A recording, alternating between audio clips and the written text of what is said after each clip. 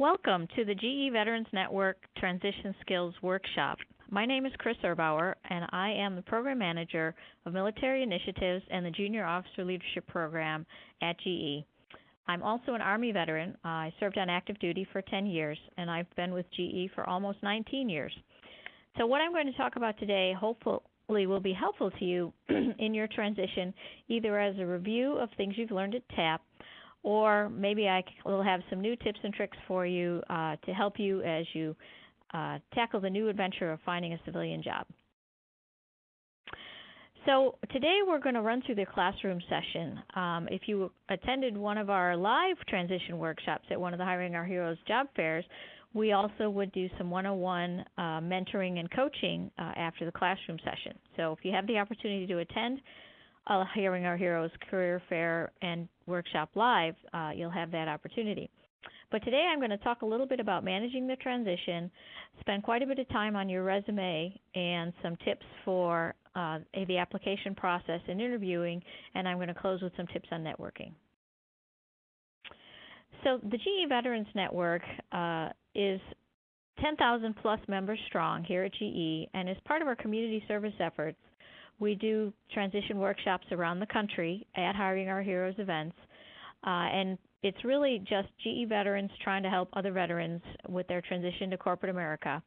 The other thing I need to say before I get started, I am speaking through the lens of corporate America, GE in particular, obviously. This is my first and only civilian job after leaving the military.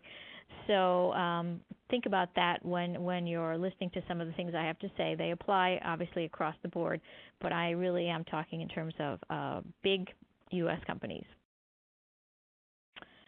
So the initial challenge when you're getting out of the military and joining the civilian world is that there are a lot of differences, and the main differences that affect you initially anyways are with HR, or human resources, or how corporate America and how the civilian world does hiring.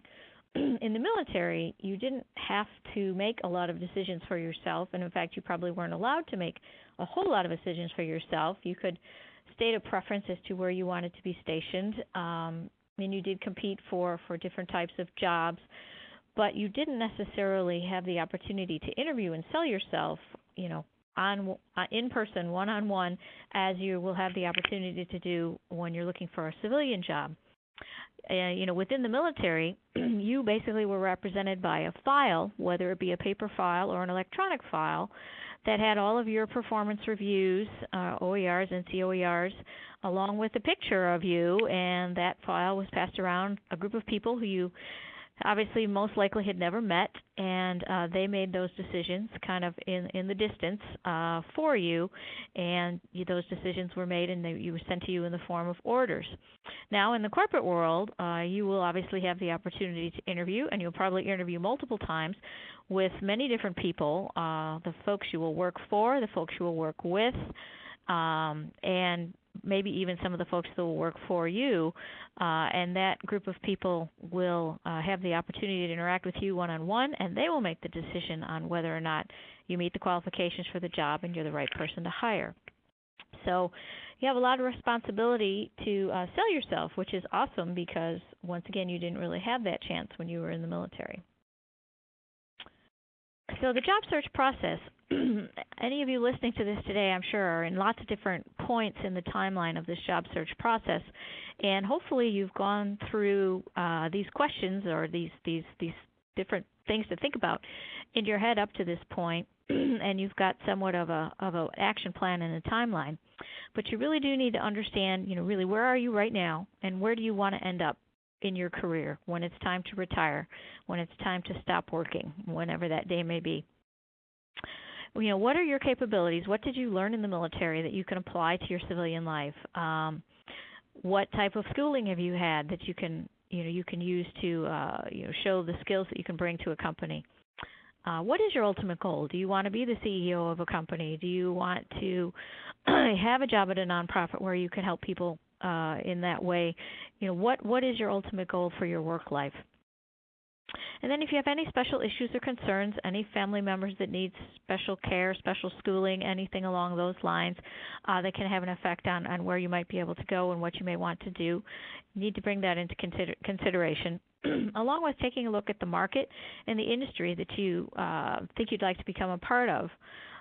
You want to understand that there is, room for career growth in that particular field, that you think you'll have the opportunity to be able to meet your goals within that field that you choose, and that just will be a great place to start and build a career. And I also like to recommend that with this action plan, with all these kind of different thoughts that you need to think about, I think it is important that you make kind of a contract with yourself and write it down with the timeline of how you want to go about this job search process. You don't have to share it with anybody. No one's ever going to ask you to show it to them, but it can be really helpful to kind of get your thoughts on paper or in a file in a computer, or however you may want to do that, so you have somewhat of a contract with yourself. So it's a real simple formula of what do you want to do, what are you qualified to do, and where do you want to live? And those three very simple questions add up to the job. What jobs probably will you be wanting to apply for that really meet those three needs, meet those three questions? And if what you want to do and what you're qualified to do don't necessarily match, what do you need to do to fill that gap? What type of schooling do you need to go get? What type of certification can you possibly get that will, help you be more qualified for that job that you want to pursue? And the key here also is, where do you want to live? You actually get to choose that now, as opposed to the military telling you where to go. So you should be spending lots and lots of time with job descriptions. Every company's job descriptions are posted on their website. Just about every company you may be looking at, you will probably also need to apply on their website. By law, that's how GE does it. We have to take all our applications in through our website. So you can spend a lot of time looking at job descriptions and really getting comfortable with the language that each company uses within those job descriptions. That's where the company is really going to tell you what they're looking for. There should be hopefully a good description of the job, and then there will be some version of required and desired characteristics. I always recommend that you should have probably 3/4, 75% or so of the required characteristics in order to apply for that job. And then if you can balance that off with having a selection of the desired characteristics also, that's probably going to make you a good candidate. Will there be cases where you'll have all the required characteristics? Probably so, and that's absolutely fantastic, because that means you're a great candidate for the role. But I wouldn't shy away from applying for a role if you don't have all of those characteristics, but you do have 75-80% of them. That's probably a good guideline that you may compete quite nicely for that job. So what you're trying to do is show the company why they should pick you. Why are you a good candidate? Why are you the best candidate for that position that they're advertising? On that piece of paper called a resume, which we're going to talk about more here in a minute, is where you're going to have to show you've got the experience they're looking for, the education that they're looking for, and also that you have a passion to do that particular job, and that you have a passion to work for that company. Now, it's a flat piece of paper, and you've got to try to show those things as best you can through that resume, because that's going to get you the interview, and the interview is going to get you that job. So that's why we're going to spend quite a bit of time talking about the resume, and I'm sure you've probably already spent quite a bit of time working on your resume up until now.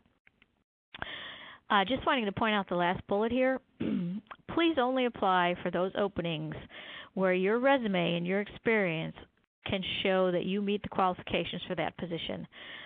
In this day and age, with doing all your applying online, it can be a pretty simple process to apply for a job. Click to apply, click to apply, click to apply.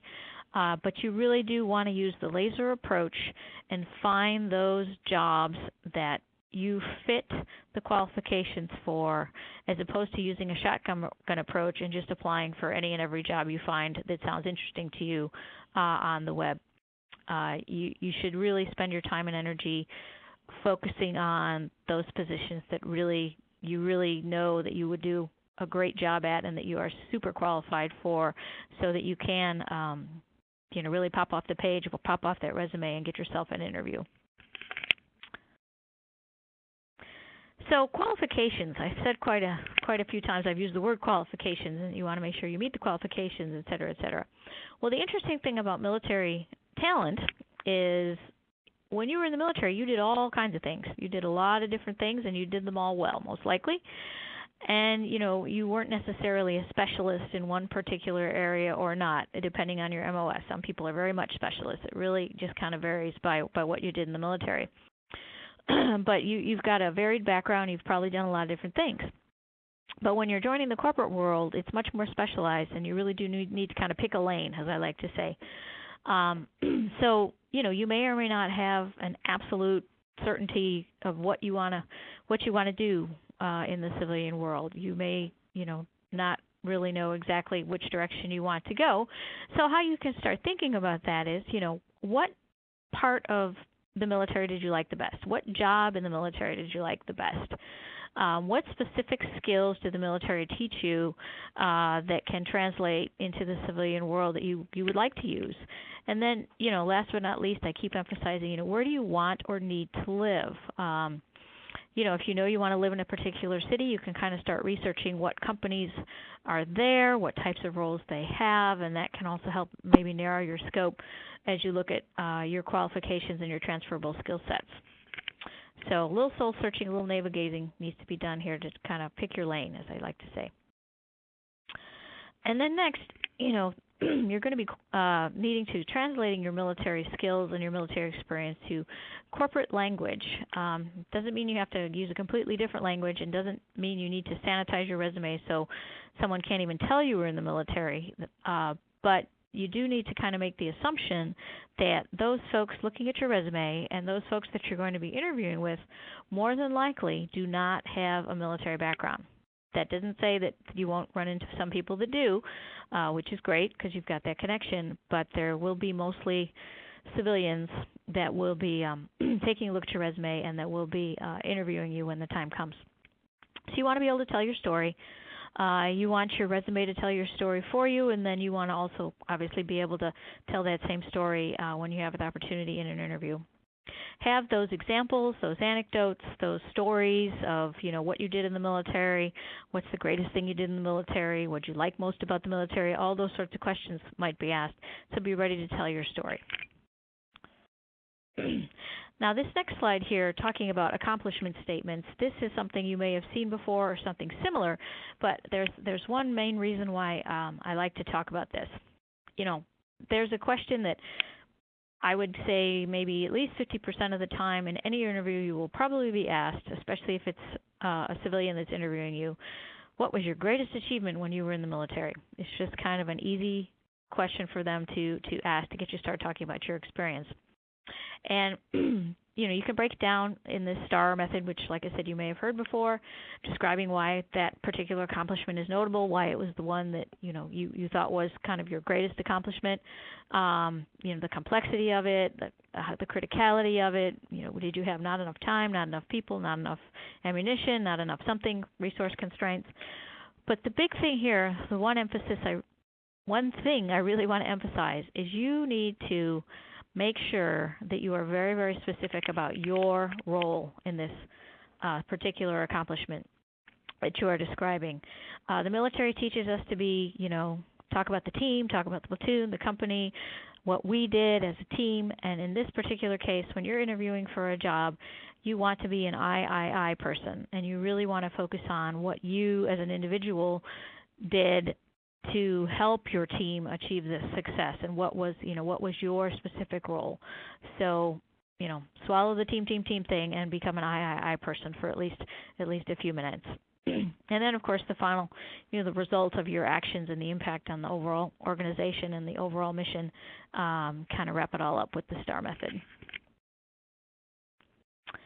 So the different pieces of the puzzle. We're going to cover briefly, like I said, some of these things that hopefully you've already heard before, just kind of a nice review here all in one place, but we're going to cover the resume and the application, along with some interview tips, both phone and in person, and then, of course, closure and follow-up, which can be something very simple that can help you kind of stand out from the crowd. So I want to make sure I cover that.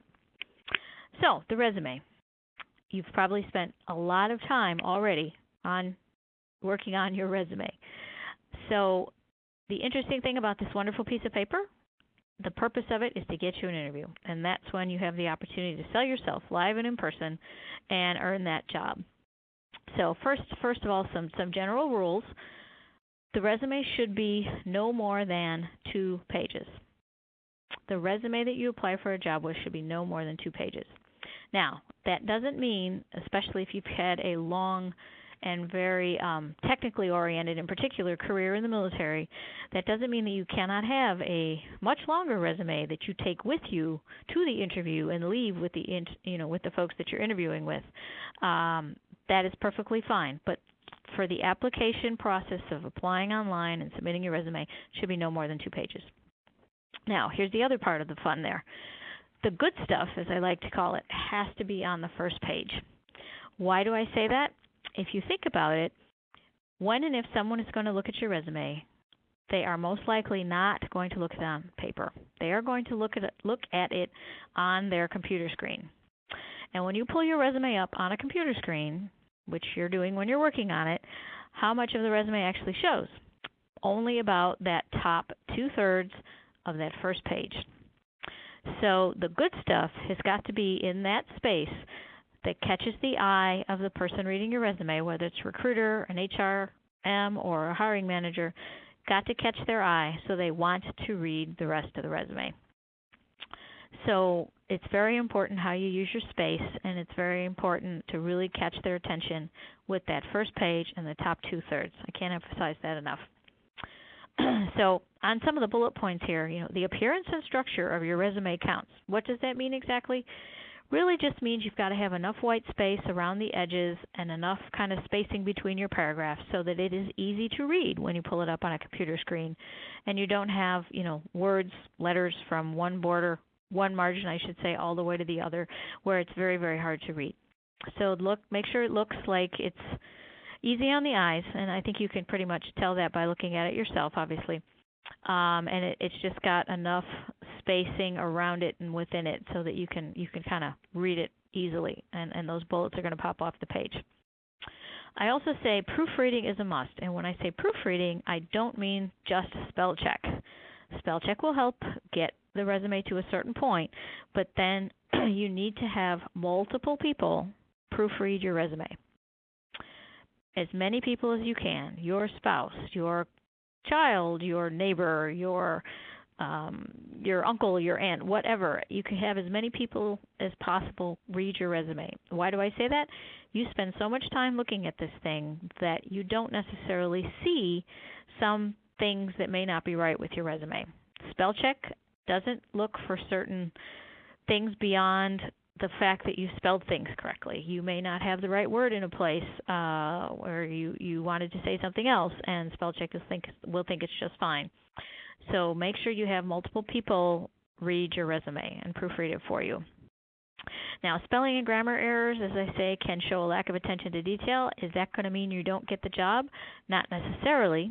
But once again, if there's multiple people that are qualified for the position and they're trying to shrink the pool of folks they want to interview, there is a possibility that spelling and or grammar errors could get you taken out of the running because they're just really trying to shrink the pool of great candidates. So think about that. One other thing I need to mention before I finish up on resumes here, there's always a possibility that for the initial screen when you apply for a job online that a human being won't even look at your resume. Many big companies do use a software screening program instead of human beings' eyeballs for that initial scan of resumes to try to whittle down the pile. So say there's 100 resumes within the bucket, as I'll call it, that have all applied for one job.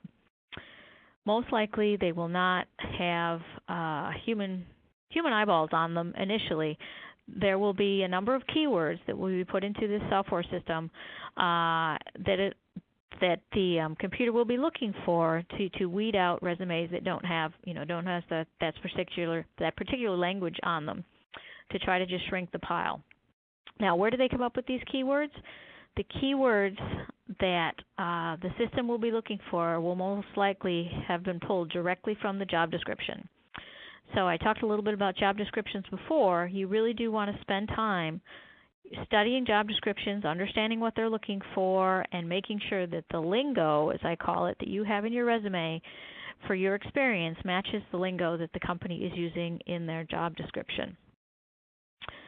So that's where the initial screen will probably come from, those keywords. So as they whittle the pile down, say they go from 100 to 50 resumes, there's still an opportunity or a possibility, I should say, that there still won't go through a human screen, and there can be more keywords that will be added to the words that they're looking for to continue to try to whittle down the pile. And then eventually, of course, there will be, human eyes will scan the resumes and continue to try to pick out the best candidates. One statistic that's been kind of tossed about as an average time that an HR manager or a recruiter will spend looking at a resume as they're screening to find the right candidates to interview, that number is 6 seconds. It's not a lot of time. It's one of the reasons I emphasize, you want to have the good stuff on the front page and the top 2/3 of that page that shows up on the screen, so that it catches that recruiter's or HR person's eyes and they want to read the rest. So you will spend a lot of time on this document, obviously. You also do absolutely need to tweak your resume for each and every job you apply for. Once again, using the job description, making sure that the language you use in your resume matches the language that company is using for your experience and or education. And you can have many different versions of the same basic resume, but you want to tweak it every single time to apply to that particular position. Now, one other note I've got here in the bullet points: cover letters are still expected in most cases. There is a lot of talk, I guess I'll say, about cover letters and kind of what their role is in this whole process in this day and age with applying online and everything else. And I know in particular GE is considering completely dropping cover letters from their application process, so there won't even be a place where you can upload one. Right now we still ask for one, but that's in the process of possibly changing. The thing about cover letters is no one will look at that cover letter most likely until you are actually in the final bunch for interviewing. So don't put anything on that cover letter that you really want people to see, because no one may ever see it if you don't make it through that initial screening with your resume. So make sure all the important stuff that you want people to see is in your resume itself and not contained in your cover letter. Now, you will submit a cover letter, like I said, in most cases, and it should be, addressed to an individual with a name, if possible. If you can find out who it should be addressed to, I'll be perfectly honest with you. With GE, you will not be able to find that out. So, dear sir or ma'am, or to whom it may concern. I don't like that personally. I think dear sir or ma'am is perfectly appropriate. A nice summary of you in the cover letter, but nothing, spectacularly different than what's in your resume, because once again, that may or may not get read until you are actually in the final phase working towards an interview. So just keep that in mind. And like I said at the beginning, the resume is going to get you the interview, and that's really what this piece of paper is all about. And then you selling yourself live and in person is going to get you the job. Okay, next up, phone calls.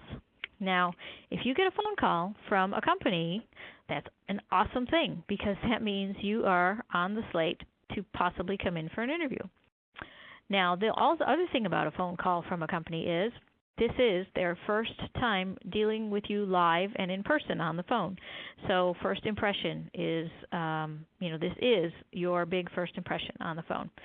So be thinking about how you answer your phone, especially obviously when you're in job search mode. be, very businesslike when you answer your phone. Think about what your voicemail says and how you come across in that way, what your ringtone may be. If someone else may answer your phone for you, make sure they understand that you're in job search mode and they need to pay attention to how they are answering your phone. Any sort of interaction with you on the phone in the company is creating that first impression, because this is their very, very first impression of you as a human being and not just a piece of paper.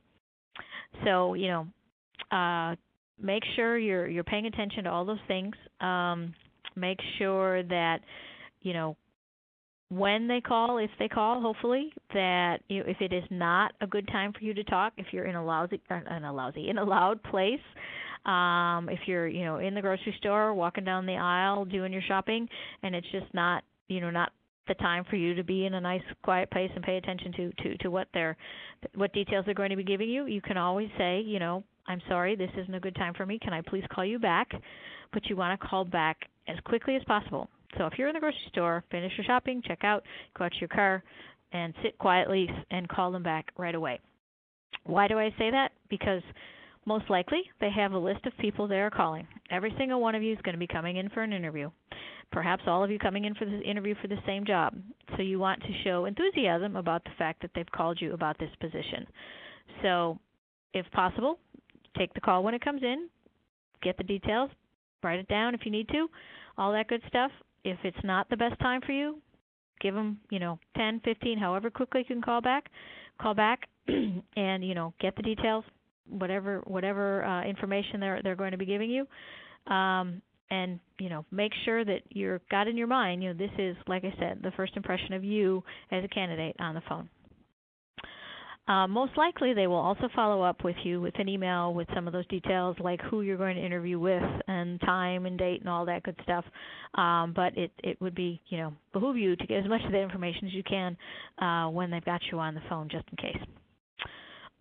So I want to make sure I covered everything here. The other thing I'd like to point out, and this is kind of a sneaky thing I guess you can do, but it's not overly sneaky. If they do give you a list of folks that you're going to be interviewing with, you can do a lot of things with that list. You can Google them. You can look them up on LinkedIn. You can try to get a feel for who it is you're going to be interviewing with.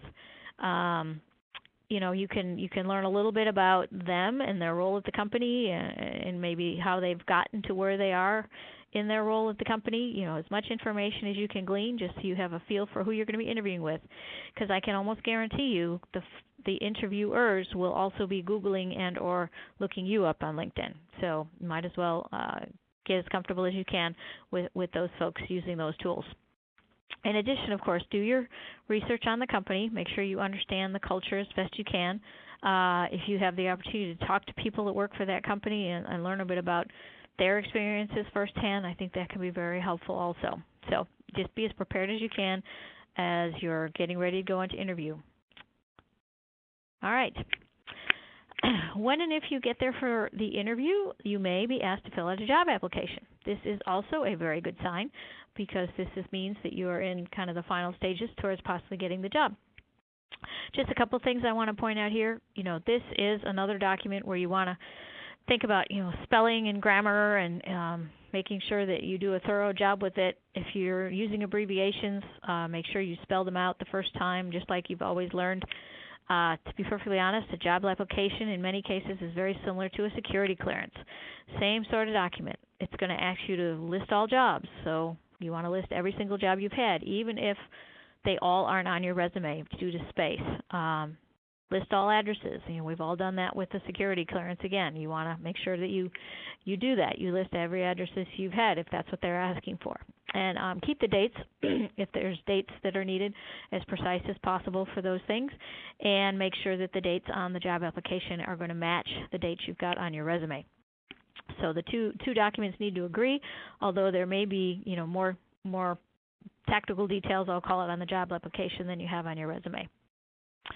This may also be the first time you will be asked for references when you fill out the job application.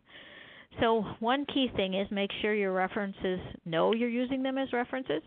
If possible, get a copy of your resume for that particular job to your reference. So when and if they do get a call, they they know in detail what your background is. Even if they know you well, you want to make sure they've got that document, and let them know, where you're at in the process, what job you're applying for, what company, and all that sort of thing, so they can be prepared. And keep them up to date, and keep them apprised of, where you're at in the process, because sometimes it can be the absolute last thing a company does is call references. So it may, take some time. So try to keep your references in the loop on where you are in the timeline of the process. For the job application also, if you have a chance, keep a copy of it just in case you don't want to have to recreate that thing again. And, once again, once you get to the job application phase, that's a good thing. So you're moving through the process. All right, it's time. You've got your list of interviewers. You've got the timeline. You know where you're going. You've got your outfit all picked out. You get there early and be calm and relaxed and ready to roll. Then, it's time. It's time to sell yourself. So you've got to be able to discuss your qualifications and tell your story that you've got on your resume. We talked about that already. The interviewer needs to be very, very clear what your skills and values are and how they might fit in beautifully with that company. Like I said, you should have done your research on what the culture and what the values of that particular company are, so you can show how you can fit into that culture. Show the interviewers that you can exceed the qualifications they're looking for, and that you want to be a part of the team, you want to be a part of that company, and have confidence in yourself, and be committed to really wanting the job. I think that's very important. So small things that I'm sure everyone already knows, but just as a friendly reminders, that first impression. Here we go again. You're making a first impression from the minute you walk in the door and greet the security guard, greet the receptionist, have the opportunity to chat with the person that takes you down the hallway to get a cup of coffee. Everyone is forming an opinion of you, and, there's a good possibility, once again, when it's time to make a final decision, that each and every person that interacted with you could be quizzed about, what they thought of you. So you want to try to make a really good impression with everybody. So firm handshake, eye contact, friendly greeting, smile. Just be excited about being there, and show that in your behavior, I guess you'd say. Always have questions. So do your research, learn about the company, and make sure you've got some good questions that you want to ask during the interview process. Undoubtedly the interviewer, all of them will get to a point where time is up, or they're done asking questions, and they will ask you if you have any questions. And you should always have questions, because that shows that you're interested in that particular company, in that position.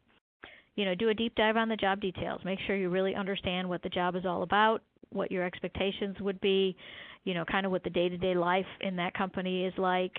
Whatever questions you may have, you are interviewing the company as much as the company is interviewing you. So this is your opportunity to really get a feel for whether or not you think you'd fit in with this culture or not.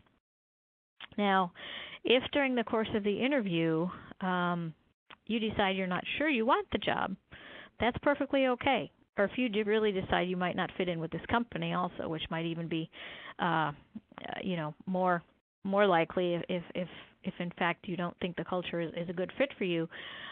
You don't necessarily need to say that while you're in the interview process, but this is your opportunity to really get a feel for whether you think you'll fit in. You'll most likely be interviewing with the person you'll work for. You want to make sure you have good chemistry with them. And you also, may interview with people you will work with. You may interview with people that will work for you, like I said earlier, and you really want to be comfortable with all the folks that you're exposed to on the interview slate. So, I always recommend also that, as you're finishing up, well, first of all, as you're finishing up and any last questions, the interviewers ask you any last questions, make sure you ask something along the lines of, just questioning the interviewer, is there anything else that I can tell you, or is there anything else that I can explain about my experience or tell you about myself, that you really would like to know, to make sure that I'm a fit for this job? Or, is there any doubt in your mind of anything I've said or anything that I haven't covered? What can I do to basically ease any doubts that you might have that I can do the job, something along those lines. You want to make sure that the interviewer doesn't have any questions in their mind about you and the job that haven't been asked. So hopefully, if there are any reservations they have, that they will then express those to you, and you can do your best to convince them that you really are the right person for the job. So last thing is you're leaving, make sure you ask for the job. Always, always, always, in my opinion, you should ask for the job, because if you don't, they may think you don't want it, or you're not sold on, coming to work there. You want to be enthusiastic, and you want to make sure that they understand you really want this job. You really think you'd be a great part of the team, and, you really want to work for that company. Last bullet here, beyond the job, you can ask any of those types of questions too, especially if you're moving.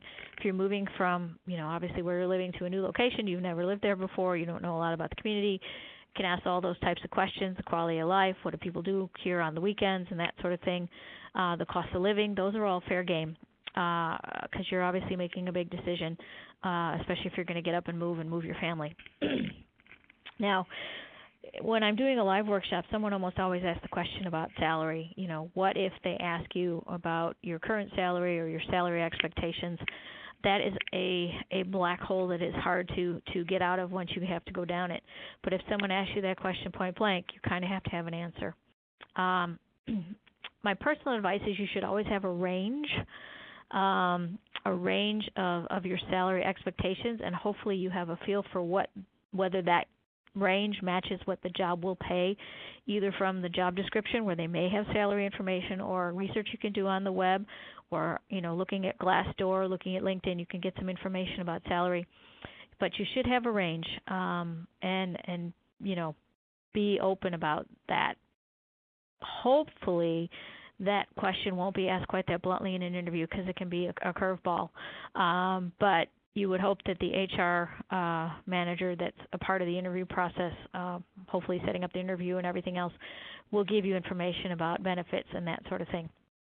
The other thing you can do, you can have a range, give them an idea. Then when and if you do get the offer, that's the time when you can negotiate if the salary isn't going to live up to your expectations. It's a slippery slope, though, so that's a tough one. But that's kind of my best advice I can give you. One more thing on interviewing. I'm going to leave this slide up. Closure and follow-up. Always, always, always, always make sure that you send a thank you email to each person you interviewed with within 24 hours of the interviews. That is the current modern etiquette. I also firmly believe that you should send a written thank you note to every person you interviewed with within 24 hours of the interview. Snail mail, handwritten, note card, yes, all those things.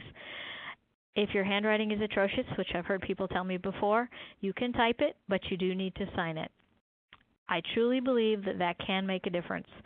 I have read this in multiple places. This has kind of, verified my thoughts on this over the last few months. If there are two candidates for a job and they are pretty much equal on paper, they both interviewed really well, and the interview team is having a hard time making a decision, and they really are just struggling, and it's a tie, and we don't know what to do. That little handwritten thank you note that shows up on the hiring manager's desk about 3-5 days later can possibly put you over the top. You just never know. I can guarantee you it will never hurt you to do that. So that is the biggest piece of advice in terms of how to differentiate yourself from the crowd. Handwritten thank you note mailed with a stamp within 24 hours of your interview. All right, last slide. Actually, second to last slide, sorry. Networking. Everyone should be doing this all the time. This is kind of the new thing, and we do it electronically via LinkedIn. So you should all have a LinkedIn account and keep it up to date, especially if you're in job search mode, of course. Spend time making your profile look good, because most likely people will look you up on LinkedIn when and if you're coming in for an interview. So pay attention to that. Pay attention to your other social media and what type of an impression you are making there, because regardless of whether it is private or not, somehow or other most folks can probably see your other social media if they choose to look for it. So you want to give a good first impression of yourself on social media. You know, we say on here the majority of jobs are obtained by successful networking. That may or may not be true. The majority, about 50-50 maybe, I don't know. But that is always a way to just, help find leads, networking. And networking is really just letting people know what you're looking for, where you want to work, what type of industry. Just saying, hey, I'm getting out of the military, I'm in job search mode, I want to move to Denver, and I'm interested in a job in the energy industry. If you hear of anything, let me know. Just let your friends, your neighbors, your relatives, and someone may hear of something that can be a good lead for you and can, take you down the path to finding the right opportunity. So you're not running around asking everybody for a job, but you just want to make sure that folks know what it is you're looking for, type of industry, where you want to live, however much detail you want to share, and anybody in your circle hears of anything, just have them let you know, and then you can take them from there as a lead. So last but not least, GE as an employer. We have got opportunities across the United States. At any one time, we've usually got 5,000 openings. New jobs being added every week, jobs being filled every week, obviously. We're a big company. So if you're interested in GE at all, you can go to our website at www.ge.com/veterans, and you can have access to all of our open opportunities there. We are a military-friendly employer. We have a commitment to hire a minimum of 1,000 veterans a year, and we're doing quite well at that. We made that commitment in 2012, and we've broken our goal every year so far. We are also a chairman sponsor of the Chamber of Commerce Hiring Our Heroes program, and we are very happy to be a part of that. So always looking for good military talent. So if you have any questions or comments about today's session, you may contact Samantha Williams at swilliams@uschamber.com, and she would be happy to help you. Thank you for listening, and I hope that this presentation today has been helpful to you, and good luck to you in your job search. Thank you.